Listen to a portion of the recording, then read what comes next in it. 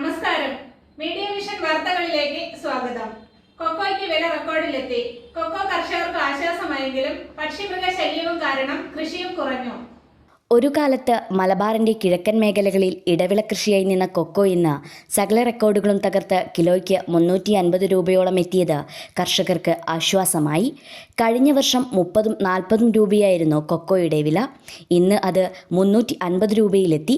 ഉണക്കിയ കൊക്കോയുടെ വില കിലോ 200 രൂപയിൽ നിന്നും 1000-1200 രൂപയിലെത്തി. ചോക്ലേറ്റ്, ബേബി ഫുഡ്, സൗന്ദര്യവർദ്ധക വസ്തുക്കൾ എന്നിവയ്ക്കും കൊക്കോ ആവശ്യമാണ്.